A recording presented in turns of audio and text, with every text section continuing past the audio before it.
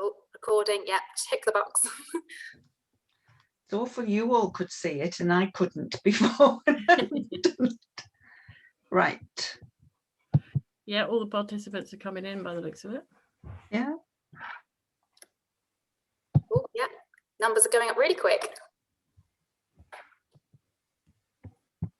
Good. That's exciting. Do you want to turn your sound off? If the panelists could turn their sound off. No. Hello and welcome to the WomenEd event for early career teachers. We're just waiting for some more to come through and in as you're all rushing in from a hard day's work. Whereas we all look gloriously relaxed, don't we? Can you tell that? I'll introduce everybody briefly in a moment, and then we'll move straight into our conversation this evening. If you have any questions at all at any point, please put them in the chat, because we really want to have as wide a conversation as we can this evening about why we feel every early career teacher should be part of WomenEd. So in a moment, I'm going to explain what WomenEd is. It's quite an unusual thing to explain and describe, but we'll talk to you about what we do and why you think you should be a part of it. And our fellow colleagues this evening are going to talk about different aspects of being an early career teacher and having an involvement in WomenEd. I'd first of all like to go to Claire, if I could, because Claire has been our partner in this event and several others, which she'll demonstrate shortly. And thank you very much, Claire, for supporting WomenEd and supporting early career teachers. Over to you. Oh, thank you, Vivian. Yep, so I'm Claire and I've organised this event for early career teachers in my capacity as CPD coordinator for Innovate Teaching School Partnership. I first discovered WomenEd a few years ago through Twitter, and I bought and read the first book, 10% Braver, which I actually keep on my desk in my classroom. Not normally there, normally over there, but it's right next to me now for this. And it's had a massive impact in the way that I view myself, you know, both as a woman and an educator. And 10% Braver is now a mantra that I sort of live by, if you like. So if I'm ever nervous, like a bit now, or, you know, unsure, I just remind myself to get my big girl pants on and be that 10% braver. I wanted to run this session for early career teachers because whether you're ITT, NQT or a few years in, I really, really believe that it's those small positive things early on that can have a huge impact in your career. And having a supportive network behind you like WomenEd, I think is a massive part of that. And I just wanted to say as well that we've got two other events coming up that I think you might be interested in. One is about writing applications that get results, and that is on the 28th of April with Vivian again. And the second one is knowing and celebrating your strengths, which is on the 18th of May with Palm Plummer. And if you're interested in those, they are on Eventbrite, and just search WomenEd, and they are all free, and anyone can join. And that's it. Back over to you, Vivian.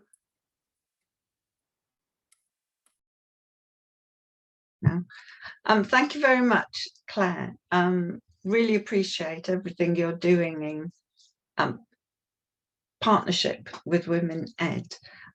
We also have Kate Siddon-Nichols with us, who's an ITE tutor, Seema Pabla, who works with NQT, she's an NQT mentor, and Claire Price, who's a secondary head teacher. And Kate and Seema and Claire are going to join in the conversation once I've shared with you exactly what WomenEd is. It would be really great for me to know if you could put in the chat if you already know what WomenEd is, and if you do know, how you know, because that will help us make contact with other early career teachers in the future.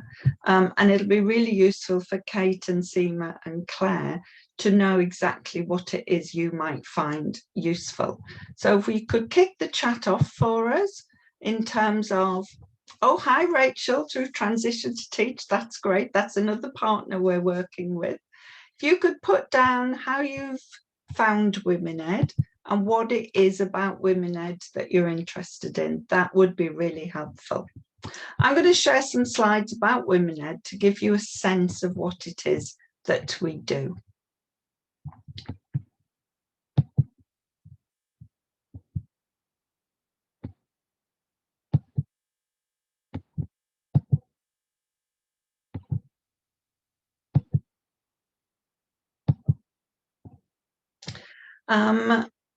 For us in WomenEd at the moment, it's our year of being 10% braver.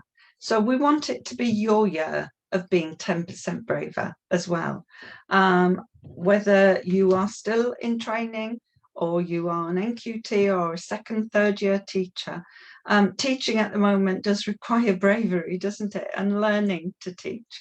So we want this event and this discussion this evening to help you feel that this is your year of being 10% braver also. As Claire said, that's our mantra, very much so. This is our mission in WomenEd. We want all women in education to be able to choose to progress on a leadership journey, whatever kind of leadership journey they want that to be. On the whole, a lot of men, their leadership journey is that ladder-like approach, straight up, no broken rungs, no gaps in the ladder. Whereas for very many women, their leadership journey can be represented more like a climbing wall. They may be late into education for a range of reasons. They may want a career break for a range of reasons. They may want to become a leader, or they may want to step back from being a leader. So they're going up, down, sideways, off, back on, across. And it doesn't make any difference. That's the key point we want to say. If you want to be a leader in whatever journey that looks like, then we want to support you to be able to do that. Because unfortunately for women, for a millennia of reasons, there are more obstacles in the way in comparison to most men. And WomenEd wants to get rid of those obstacles or help us all to work together to tackle them. And our values very much drive everything that we do. There are 8 C's. We're connecting this evening, obviously. I know some of my colleagues want to talk about confidence. We're collaborating with Claire and her teaching school partnership. We're a huge community in WomenEd, and we support and empower other women and men. But in particular, we will challenge, because we want change in education. And we'll challenge individuals, you who are here, we're already challenging you to be 10% braver. But we want to challenge the organisations in which you work. And we're definitely challenging the system in education, which can hold women back from their aspirations and their ambitions. We have 4 very targeted and focused campaigns around what we see are the main substantive issues. So whilst women are 85% of the education workforce, those percentages are not seen in the representation of women in leadership roles. There are very many more women who are primary head teachers, for example, but if you're a man in a primary school and you want to be head, you're going to be a head teacher much quicker in your career. You're going to work in bigger schools, and you're going to earn an awful lot more than women who are head teachers. And in the secondary sector, there are only 39% of women who are head teachers. Sorry, other way round. Only 39% of the head teachers in secondary schools are women, yet they still outnumber men significantly. So what's going on there? What's happening to cause that? And WomenEd explores the issues and looks at strategies for change. And of course, the diversity of women in leadership roles is also significant and important. And we know that women with an ethnic heritage find it even harder then to become a senior leader or a head teacher. And we certainly want to advocate for flexible working practices, because that can be or could be a very significant barrier for women, in that it still seems to be most women who are taking parental leave as opposed to the men. And we need to work on that, and we need to find structures and support processes that bring women back into their career after a career break. And this is my specialist bugbear, the gender pay gap. In any profession in the world, I might say I understand there's a gender pay gap in that profession, but in education, with a significant and substantial gender pay gap. So we have to do something about that. So all of you new teachers, early teachers, don't have to earn less money than a man doing a similar job. Shouldn't be happening. We don't want to depress you, though. We don't want to have you fleeing the education profession. We just want brilliant people like you to be able to make a choice in what happens for them. And we want to reduce inequity, and we want inclusion, and we want to feel that we all belong to the education profession equally. So we want you to join us in our campaigns. And that includes men. We are an inclusive organisation, and we have lots of men that support WomenEd in very significant ways. So it isn't just for you, it's for the male educators you will be working with. We need them as allies. We need them on board, because as the United Nations says, gender equality is a human rights issue that affects all of us. So we want male allies. At some point, I am determined we do an event, a face-to-face in-person event that is called Bring a Bloke, so that you only get into it if you bring one of your male colleagues with you. Because we believe passionately that if men understood more about some of the issues that can affect women, they would want to be part of the solution. But maybe they just don't understand what the issues are. And that's important to us, that as many people as possible get involved in WomenEd. We work through networks, so depending on where you live, we hope very much you've got a network close to you. We have over 30 networks, I think it's 34 now, across 20 countries. And that's definitely our communal spirit. And our networks are led by network leaders who are women leaders in schools, in universities, in nurseries, in colleges. And we have a significant number now, and we are all volunteers in WomenEd. We do this because we believe passionately that we need to make a difference. And I just thought it might be useful for you to see where we are around the world, because we are now utterly bonkers. We are now a global network.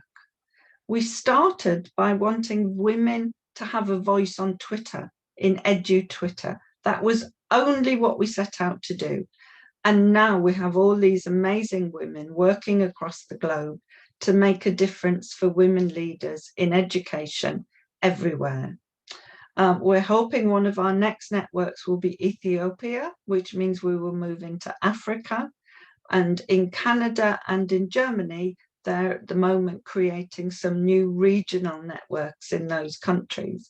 So we want to keep going with basically world domination, we think, is really part of our plan, but we may be more quiet about that usually. Just want to talk a little bit about the impact we've had. So you're aware of some of the issues within which we work. And obviously the number of networks and network leaders is a significant impact. We're heading to 40,000 followers on Twitter, which, given we only wanted women to have a voice on Twitter, we think we've got a massive voice now. Blogs, newsletters, and our website.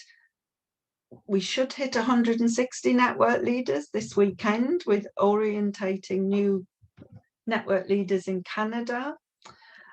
I think we've stopped adding up the number of events because we've done so many online ones. We collaborate with the Department of Education in England, with the Education Collective for International Schools globally. We were shortlisted in 2017 as Outstanding Diversity Network, and our competitors were the Navy and the Department of Transport. And we were this group of volunteers who didn't really know what was hitting them at that point. And we have just been nominated for a Freddie Award, which is recognition of our focus on diversity. We have a fabulous partnership with the National College of Education in England for a WomenEd cohort on a senior leadership master's programme. And as Claire kindly said, we have published 10% Braver and now being 10% Braver. Thank you, Claire. We need to send you the money over in an envelope later on today. And we wrote our books because we wanted to ensure that we could reach women who are not on Twitter in education. Be really good in the chat if you let us know whether you are on Twitter, or again, how do you know about what we're doing? Because we want to reach, that world domination stage of having a lot more people reading our books and knowing what we're about, what the whole community can do to support, and where do we want to go next. After the event, we'll send you the video so you can use that again, and we'll send you some of the slides, and this is one of them, so that you can see all the ways you can get in touch with us.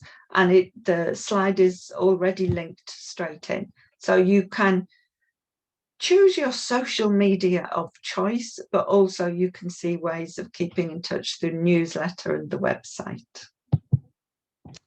So these are our questions that we'll be wanting to know the answer to further on in the event, and we'll want the answers to be in the chat. So in our year of being braver, how will you be just 10% braver? What for you is it that takes that next step for you? And we can't wait to find out.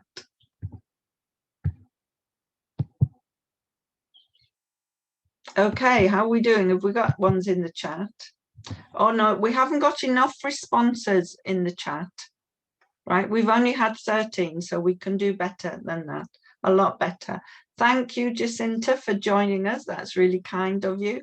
Jacinta is one of our WomenEd United States network leaders, so I don't know if it's very early or very late for you, or just about right, Jacinta. That's right, Claire. Add your Twitter handle and then everybody can connect after this also. Right, thank you very much for that then. So I'd like to introduce Kate, who will tell you more about herself. And Kate and Seema and Claire are going to talk about 5 minutes for why they think you ought to be part of WomenEd as an early careers teacher, and what we hope you would get from it. Thank you very much, Kate. Thanks, Vivienne. And, yes, thank you for asking me, and always going to be part of the plan of world domination. Do you know what I mean? That appeals to me. And you started it. You started it, Vivienne. So thank you so much. And, let's make this world domination happen. So what I want to talk to you about is about why WomenEd is a community that you should join. So I am an ITT course leader based in Suffolk and Norfolk. And one of the, I've been working in ITT for a number of years. And what I know is really important about developing your professional identity as an early career teacher is that being part of being a community. So in order to develop a strong and sustainable professional identity, to work out the type of teacher that you want to be, the values that you need, the values that you want to share with your students and your colleagues, it's important to be part of a community. Because within that community, you learn so much from everybody else around you, and your values and behavior adjusts to the community that you're part of. Now, of course, your school is a community, and that's really important too. But as a commitment to your professional learning and your professional development that we really hope that you have as you join the teaching profession, it's really important to join other communities out of your school. And so one of the ways to do that is to join WomenEd as that community. And the the area that I think that WomenEd can really help you with is to support you as women as you make your pathway through your career. As Vivian has said, women's careers are not linear. They tend to be they can be a little bit fragmented. And if I think back onto my own career, what I would have loved to have been able to reach out to women that were out of my school and feel supported and have some guidance about when, for example, I returned after maternity leave. I asked for a part-time role, having been very well established in the school, got one of those fragmented part-time timetables, and as an English teacher, found myself teaching out in the derelict art block. And I never really came across the English department because my timetable was so fragmented that I never saw anyone. And what I would have really liked to have been able to do is to reach out to women who had been through that, who had some experience and know, as I did, and as I found out, that it was all okay. Actually, as it turned out, I ended up being head of English 2 years later. And I made sure that my part-time colleagues never had to teach in the derelict art block ever again. And it's those sorts of areas of advice and support that WomenEd can offer you, because you can find mentoring, you can find coaching, you can find support. The events that like Claire is holding and WomenEd are leading with are all part of you hearing the stories and the experiences of other women that are out of your immediate school community. And I really think about and hearing how they have tackled the issues of your career, because it's not just, WomenEd is not just about leadership.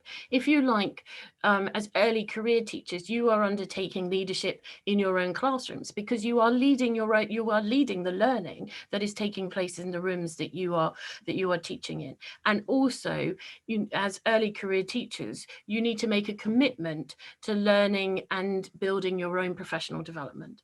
And that is what WomenEd can offer you, is the support of women who have been through, experienced, and you can relate to and find solace and find support from the stories that if you like, women that have gone before you. And as women, we are always very happy to share our stories. So that was really why I wanted to talk about. I wanted to talk about identity and also community.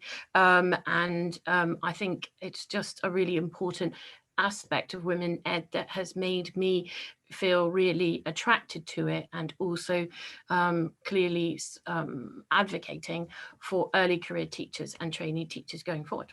So thank you. Thank you very much, Kate. And we maybe ought to issue a warning: if you want to get involved in WomenEd, you can find yourself a network leader quite soon. Being a network leader quite soon after that. So yes, you can. And also apparently an expert on LinkedIn was also the other thing that I found myself doing as well. Who knew? Who knew? Thank you very much, Kate, for that. So do put your questions in the chat if there's anything you want to follow up, and we'll do that when we open the conversation out. Thanks, Kate. Seema, over to you. You work more closely with NQTs, don't you? So why do you think NQTs and other early career teachers should be part of WomenEd? Thank you, and thank you for having me as well. So I am a professional mentor in a school in Tipton in the West Midlands, and currently I am really lucky to work with 16 NQTs, 8 RQTs, and quite a few trainees as well. So I spend a lot of my time looking after, helping along the kind of the early careers teachers, and I absolutely love it. It's such a wonderful thing to do. A little bit of background about me. I've been teaching quite a long time, and I've been through kind of like the heads of year, the heads of department type roles. I only really found out about Women's Ed last year, and that was through Claire, who was my head teacher at the time. I got quite despondent with teaching and quite despondent with kind of leadership, and as has been mentioned already, the kind of very bitty leadership that happens when you're a woman. And from the point of I'd had my children and came again, as Kate said, I came back part-time, but then still did 5 days work in 3 days, and there was no one there to support me at the time. And had I had something like Women's Ed at the time, I think I would have thrived. I think I would have really kind of gone on. And so I have tried really hard in the past year. I've been to quite a few events. This is my second one of speaking, so this is my 10% braver, definitely. And so definitely being really quite terrified of it. As far as being an early careers teacher, I think you are training at such a difficult time. We've never ever experienced, I'm sure you've been told many times, the sorts of experiences that you have are unusual in the pandemic that we have kind of gone through, and it's not a normal training focus at all. This is not how we normally do things. We don't normally spend a lot of time in front of the computers at all. So I think it's really important for you to network and make sure that you speak to other NQTs and early careers teachers as well. I'm sure you figured out by now that teaching isn't a one-year course. It's a lifelong thing that you're going to do for the rest of your time. I'm quite my way down and I'm still learning. I do not have the answers at all to all the experiences that you are going to come across. I might have a little bit of experience that will help me kind of get there a little bit quicker, but any stage in your career, you are going to want the support and the help of somebody else. And it is really important to have that network of support around you. Like I said before, my NQTs are really lucky. There's 16 of them in the school, so they have quite a big support. There's quite a few in lots of different departments. But then wondering about other early careers teachers and how many you might have and what kind of opportunities you have in your school to actually sit down and just talk through your experiences. I know professional mentors will put CPD on, which will be very taught and very led through the school priorities, but I'm just kind of like looking at how often you actually get to talk about, well, I had this particular situation, how did you deal with it? And that it is okay for it not to go kind of the way that you were expecting it to go. I also kind of wanted to mention about the fact, as a professional mentor, I know when the pressure points are in the year and when things are going to be kind of at that really difficult time for you. I often kind of show my NQTs a mountain range and kind of go, this is what your teaching career is going to be like. There are going to be peaks and troughs throughout the time that you continue. Even at my point, I have my peak and I have my trough and I come home and I go, I don't want to do this anymore. I can't do it. And then I'll turn around again and go, but actually, no, I really love everything that I do. And kind of drawing on the advice of your peers, so drawing on the people that are there, and then Women's Ed as well. So I've now been able to have a look at the research and all the other sorts of experiences that people are having and thinking, actually, that's me as well. I've been through that. I can see exactly where I'm coming from. I wish I'd known that the first time I did it. I wish I'd known the kinds of information. So sharing is really important, and having someone else to talk to, whether it be in your school, and sometimes you do need to just step away and have a look at the wider environment outside of your school. Imposter syndrome is real. You do feel like an imposter a lot of the times, and I still have doubts about what I'm doing. Is it enough? So having someone to give you the confidence to kind of step back and go, no, actually what you're saying is important, and the views that you have are important, is something that's really, really good for you as well. Just kind of wanted to say that ultimately having Women's Ed there has made and helped me become more confident in expressing the kinds of things that I would like to, and the way that I want to progress and what I want to achieve, and also for myself as well. I've been looking at how I can develop myself, not necessarily through leadership and going up through the ranks, but how I make my teaching better in the classroom, and looking at research as well. That's all. Thank you very much for listening to me. Thank you very much, Seema, and I think your NQTs will be lucky you're working with them. Thank you. And now over to Claire, who will introduce herself more specifically, but Claire is a secondary head teacher and is also one of our network leaders for WomenEd England. So she's a national leader in WomenEd. Over to you, Claire. Good evening, everybody. And can I just start by saying it's an absolute privilege to be here talking not just about WomenEd, but talking to you at the very start of what is the best career that you could possibly have. It does come with peaks and troughs. It does come with times when you just look at yourself in the mirror and think, why am I still doing this? But you will find that every day gives you a little bit of extra joy, often in an unexpected way. I'm on my third headship, and my journey through teaching and to leadership is probably a little bit different from the usual trajectory, as Vivian talks about, for men. And there's often lots of barriers in the way. There's glass, we talk a lot about glass ceilings. There's also sort of brick doors from time to time, and there are ways we have to circumnavigate, and there are responsibilities that we take with us, not because men don't, but because women always do. And I'm thinking here about caring responsibilities, I'm thinking about parenthood, and also the things that go often with what just being a woman is about. We know that women are underrepresented in leadership, and that's not just the figures, but when you look around and you look for somebody like you, BAME women leaders are even more underrepresented, and WomenEd are certainly working with that as one of our main priorities. But we also know, certainly now, that this is our skills, women's skills, and we do have different leadership skills, and we do have different talents, and we do have different attributes, and needed now more than ever.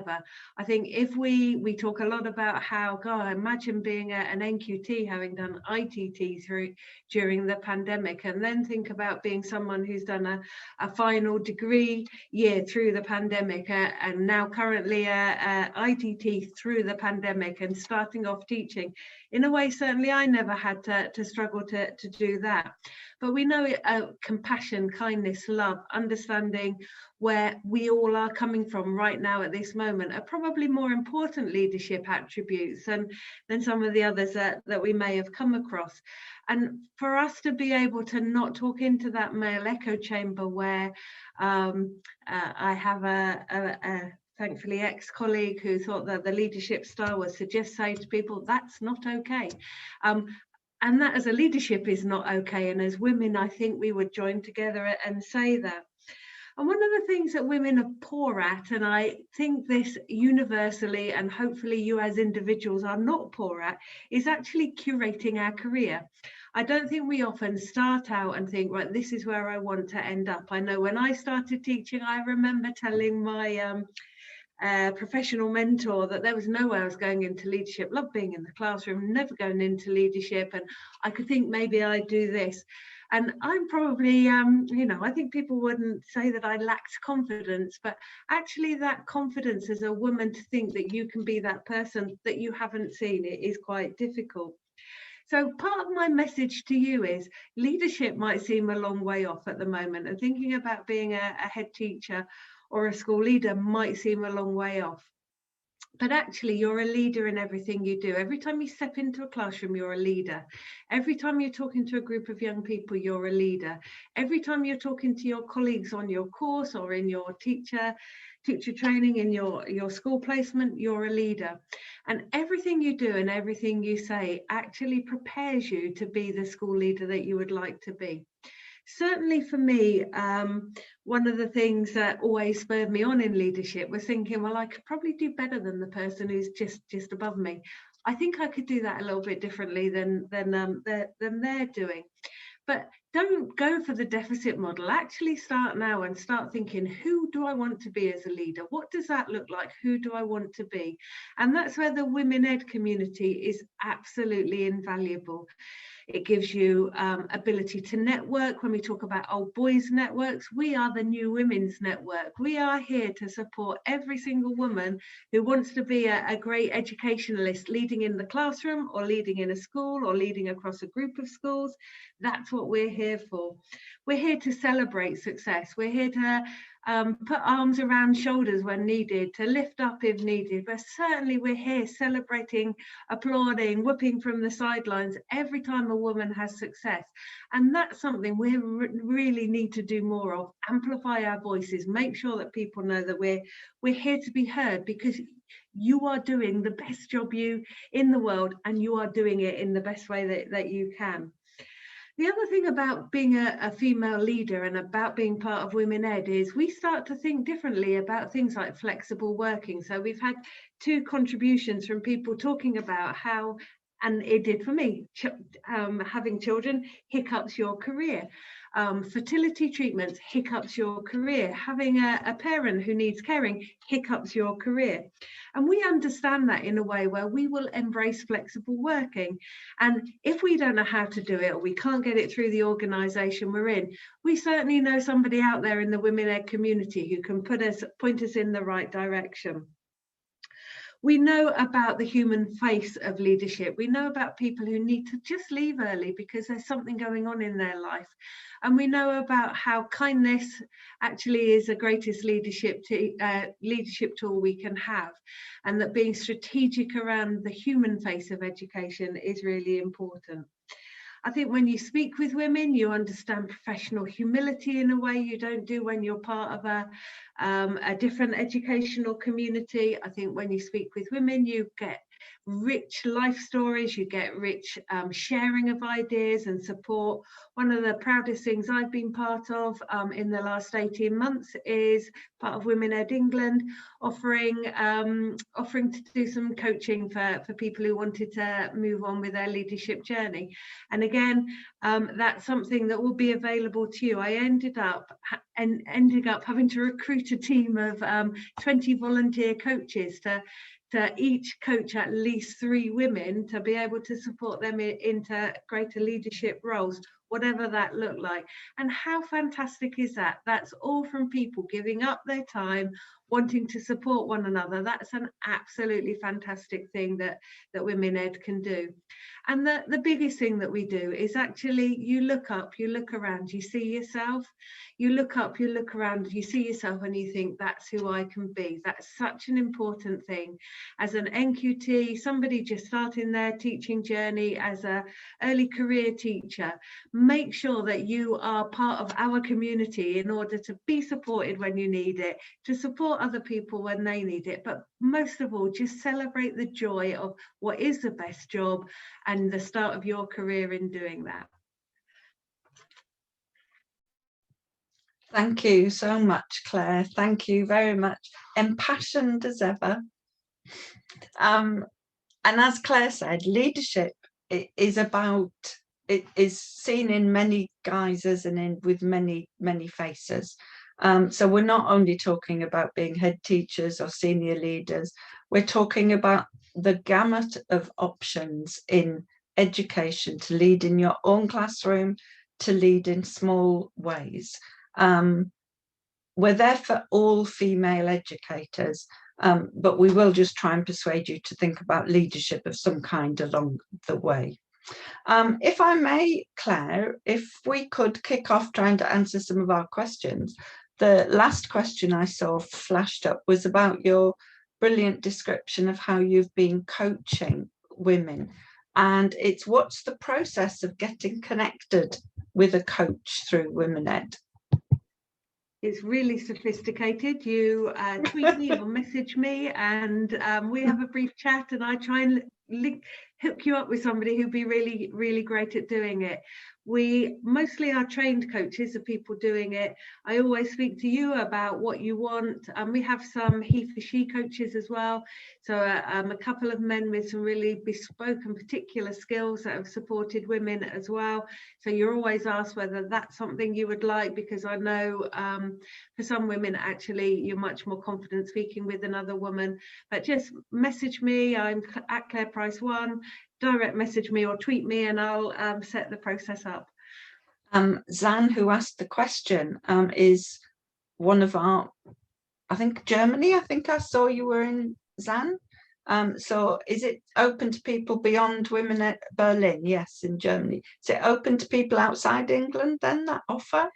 Yeah, we're doing it by Zoom, by FaceTime, by whatever. And actually the pandemic in coaching terms has made us think very differently about how we can connect well. I think in the past it was a very face-to-face affair, whereas, and certainly we started off in the Southwest by meeting in motorway service stations and things like that was where we first started off.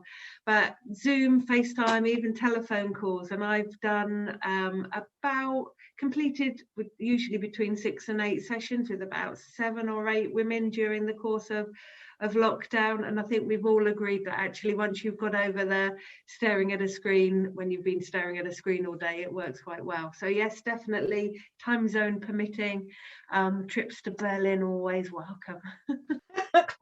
Do put your Twitter name in the chat in case people didn't catch that, Claire. That would be fabulous. Thank you. I can answer the next question, which is which network is local to Sheffield, I think I saw. That's at WomenEd Y and H. If you put on Twitter, or are you, if you, right, so let's have the Twitter conversation first of all then, because there I am giving somebody a Twitter account who may not be on Twitter. I want to say that I think every single one of you there should be on Twitter if you're not already, because if you want to be part of WomenEd, we are all volunteers. So Twitter is our quick, free, very simple and gloriously global opportunity to link a phenomenal group of women.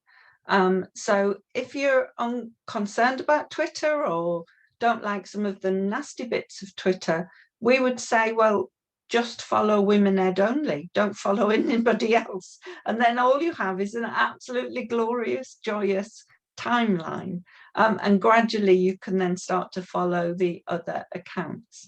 But also on our website, which is womened.org, you can see our networks on the website, and you can see the tweets going through there, so you can find most of what you want without having to be on Twitter.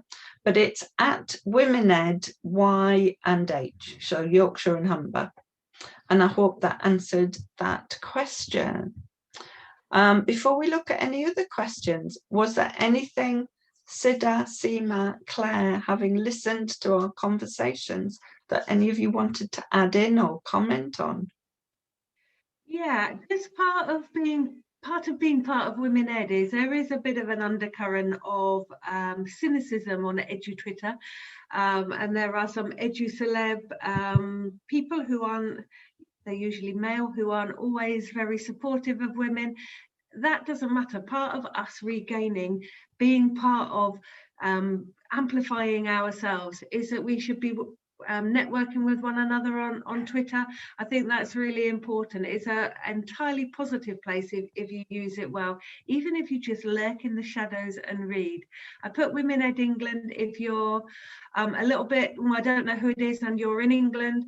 Then we will direct you to the network lead that will be able to support you. And if you're in, again, still in the UK, Wales and Scotland, it's at WomenEd Wales, at WomenEd Scotland. and at WomenEd Northern Ireland as well, isn't there, Vivian? NI, WomenEd NI.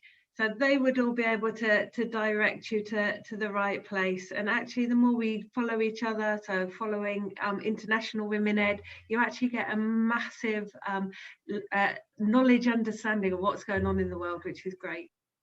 And lots of options for holidays in the future. I think I'm going to just travel the world via the WomenEd networks once we can do that. Can't wait. Seema, Sida, Claire. When I call you Sida, I'm using your Twitter name, look. Kate, Seema or Claire, anything you'd want to add in? Is there a list of all the WomenEd networks somewhere? So you said about Sheffield being the Yorkshire and Humber one. Is there a list of all the other sort of smaller networks, regions? Yes, there's two ways you can do that. But all our networks are on our website. So you can find all of the national and regional networks there, and therefore you can see in their Twitter feed their network name. But also, if you are on Twitter, if you just put @WomenEd in the search bar, all the other options for finishing that off come up as well. But so the website's quick and easy, but so is just a quick search on Twitter. And if you're interested in searching on Twitter, if you search 10% braver and hashtag WomenEd, hashtag 10% braver, hashtag WomenEd, you'll see all the different ways in which educators, female educators all around the world are using this mantra to push themselves forward. And as Claire said, you'll also see all the celebrations when they do. We enjoy seeing what women are able to achieve in all kinds of ways. Any more questions then? Oh, some I do have another one. Go on. I've got you mentioned about the typical career path for men being a ladder, and some of the others on the panel have mentioned about their path to leadership not being a linear one. I'd just be interested to hear a little bit more about that and sort of how careers have progressed to how you've got to where you are. Particularly as an ITT or an NQT student listening, I think it'd be interesting to hear the different roles people have had to get to the places in leadership where they are now, if that's all right. Seema, can we start with you then? Oh, yeah, you can. It's been a rocky road. I qualified down in London, so I did my teacher training down at the Institute in London, and I got head of biology after my NQT year, so progressed really, really quickly. I got second in science and then head of science within 5 years. I then got married and ended up moving up to the West Midlands, so Birmingham. That's where I was head of science for a few years. And having got married, I ended up having my children. I went down part-time for about 8 months, but I couldn't do the role of being a head of science in 3 days a week and look after my child and then still run the whole department. It was quite a big department at the time as well. So I stepped back down to being a science teacher, which in hindsight, I think is something that I probably wouldn't recommend anyone else to do, because for the next 15 years, I've been trying to work my way back up again. So kind of from just being a science teacher to just kind of working my way up with different responsibilities. I've taught various subjects like health and social care, and I've been a BTEC QN and all sorts of different things. I ended up being a science lead practitioner. And then in the school I'm currently in, that's when I kind of went on to being a professional mentor and worked my way up. So yeah, looking now at teaching and learning, spent quite a lot of time working on myself and teaching and looking. I did a course with Ambition. I did Transforming Teaching with Ambition, which made me reflect on my teaching and actually started to get a bit more passion back again for it. So hopefully looking up to an assistant head at some point in the future, looking at teaching and learning. So very much kind of up and down. But that makes no difference. I mean, I quite envy all of you now, because you've got years and years to work. You can wait until you're 68 to be a head teacher now if you wish to. I'm not Being sure a I'll little quite make it to head teacher. being a little bit sarcastic, but you've got it's not a race at all. No, definitely not. And I think if I'd had the kind of support when I was having the children, and somebody kind of said to me, it's fine, just step back, do work on yourself, do what you need to do, or just kind of coach me through, I would have felt I wouldn't have had kind of like 8 years of just feeling like I was a rubbish teacher, and I couldn't look after my children properly, and I couldn't do my job properly, and just kind of trying to run between both sides and just not being very good at either of them. And I think that knocked my confidence a lot. And if I'd had people to talk to at that point, I would have come out of it with a lot more confidence, and probably looking for roles that would have suited me a lot better. Thank you, Seema. Kate? Yeah, I mean, yeah, Seema, a very similar story. I mean, I did my my master's, and my dissertation was about how motherhood affected my career, and because I had just been offered a sort of a behavioural consultant job, you know, sort of county-wide, then found out I was pregnant, said to my head, I'm off, found out I was pregnant, went, you know, and because they weren't this new job I was going to, I really didn't think that I could take, you know, maternity leave from it, when initially it was a 1-year contract. So I did a whole kind of, I was doing my master's sort of dissertation when my son was a baby, and sort of thinking through all of that, kind of how had motherhood affected my career and everything. And if it's any consolation, I didn't really come up with an answer, in the fact that all I found, I think, was that it gave me the determination to, you know, to do as I said. You know, I went part-time, but then I had to go back full-time in order to be able to develop my career. And you know, what I've always said in my various roles in education is that, you know, I want to be the type of leader that doesn't force other women to have to try and make that kind of decision and to make that kind of compromise. And I always want to try and be that type of woman that will help other women, you know, up. Do you know what I mean? You know, put that sort of, Paul Dix talks about it with behavior. Do you know what I mean? About putting that hand down to that student who is, you know, clearly struggling. And I've always tried to do that with other women, is put that hand down, put that hand out to help them up. And I think it is that whole conflict about motherhood and about career. And it's something that women are always going to struggle with. And I don't think there's any answer. What I think is you know, trying to find the right school to enable you to do that. And a little phrase that I have with my trainees is to, you know, if they find at the end of their NQT year or the second year that they're struggling, that things aren't working, is to leave the school and not the profession. You know, and I think that's a really strong phrase. And you know, Claire sitting here as a you know, as a head teacher, absolutely knows that different schools have different cultures, have different ethos, and you know, which can be created by the leadership team. And I think, you know, my advice to people to be listening, that, you know, don't think it's about you. Look at other schools, look at other places, to other schools to go to, because they're not all the same. I mean, you know, just a tiny example is how the COVID guidance between September and December was interpreted completely differently by various schools. It was the same COVID guidance, and some schools, as ITT tutors, we could get into, you know, adhering to the restrictions, and some of them were like Fort Knox. Do you know what I mean? And it was the same COVID guidance, but different schools interpreted it in different ways, and because of the leadership. So it really is about, you know, understanding as inexperienced teachers that cultures vary considerably between schools. So please hear that phrase about leave the school, not the profession. And Nikita is very delighted to have heard what you were saying there, Kate, very much. And I think it's really interesting because I usually share this when we start talking about those journeys. I actually had a career journey more like a man, straight up the traditional ladder. And I, looking back, I think that's probably because I didn't have children. So in a way, I was going to mimic the traditional journey.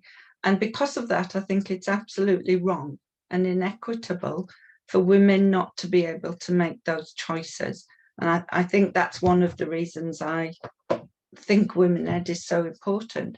So what we have been doing with other partners is curating a whole set of case studies about flexible working, because flexible working practices are very much more than being part-time. There are all kinds of things schools can do to retain women and men who want to work more flexibly. And I'm really delighted that the Chartered College of Teaching hosts those websites on an open website page.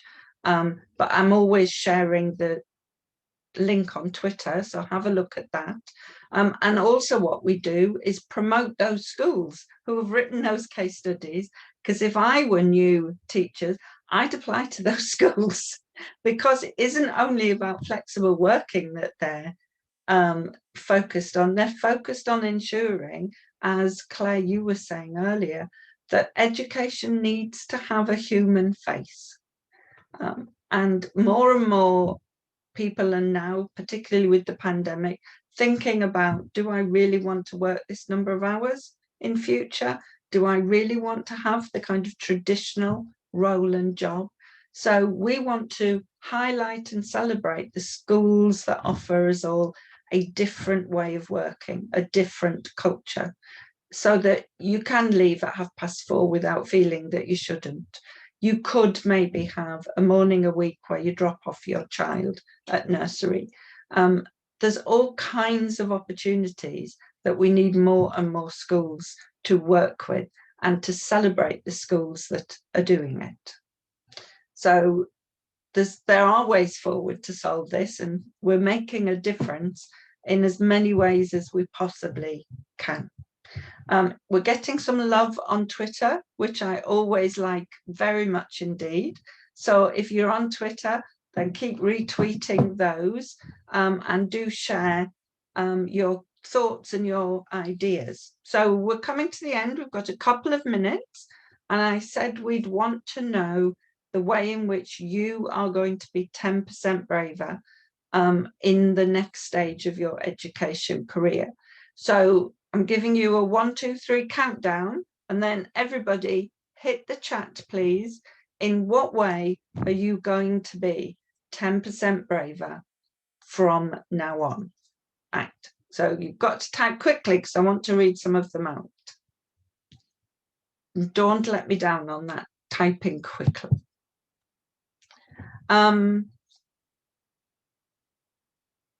Thanks, San, in terms of the flexible working initiatives. If anybody's in a school doing some fabulous flexible working practices, I'd certainly want to know at Vivian Porritt, because I'll get them to do a template for us then and add them to it. Okay, so we're getting some. Ask about flexible working. I think that's really important, isn't it? Because when you go for an interview, it isn't only the school who's interviewing you, you are interviewing the school. And there need to be things that you need to know what your non-negotiables are in terms of a job. And if you know that flexible working is one of them, then ask the question. Nothing will happen as a result of asking the question. I'd also add to that something that we were talking about in our local group. It's also about, building networking skills as well, and networking opportunities, because it's something perhaps as early career teachers that, that it's not second nature. And I think, we were talking about in our local group about running something like that as well, to help women build their networks and, feel confident about asking for opportunities of flexible working and things like that. Super, thank you, Kate. So people are going to ask for coaching to progress more quickly. Somebody's getting started on Twitter, yay. Not feeling guilty about working part-time. Never feel guilty. Never feel guilty about being a mother or a parent. And if education is doing that to us, that's why we must all change that. Thank you, Sophie. Speak up when I feel like something isn't fair. Really, really important. Expressing what support I need to be successful. That's really important, because I'm going to sneak a bit of time because I want to read something that is in our second book, Being 10%. Oh, you can't see that. Oh, it's on there. Being 10% Braver.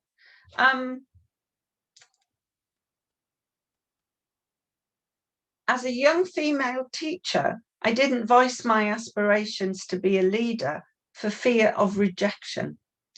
No one ever asked me either, which compounded my view that no one believed I was capable.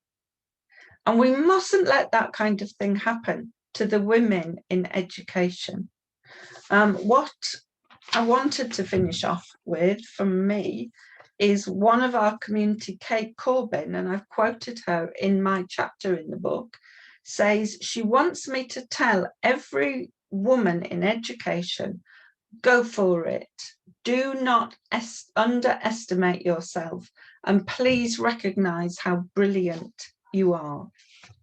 We need more brilliant women to raise their voice, to talk about their needs, and to support other women, so that education is a profession that supports every individual human being in the way that they need to develop and succeed. And together, we think we can do that. So that's why we think you should be part of WomenEd. And apart from that, it's a lot of fun. We have a lot of fun at Twitter, and oh my God, we will have a lot of fun at events when we finally can do that. But we do have fun on online events as well, apart from the time I swore when I shouldn't have done, because there were parents with children listening, and I've been very embarrassed ever since then. It was our birthday party, so I may have been celebrating a bit earlier than the event itself.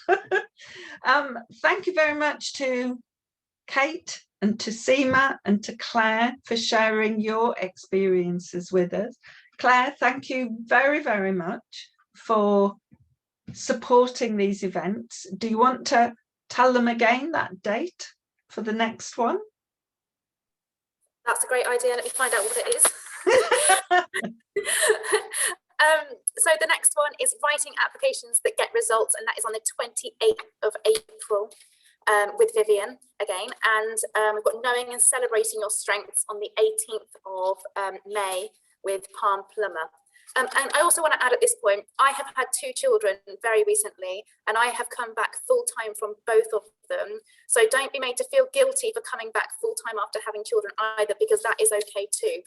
And I've also taken on promotions each time I've come back. So it's certainly not a barrier, and I don't want anyone to go away thinking they have to come back part-time or it's going to impact your career, because, well, after I read the book, I applied for the promotion on maternity leave, and I got it.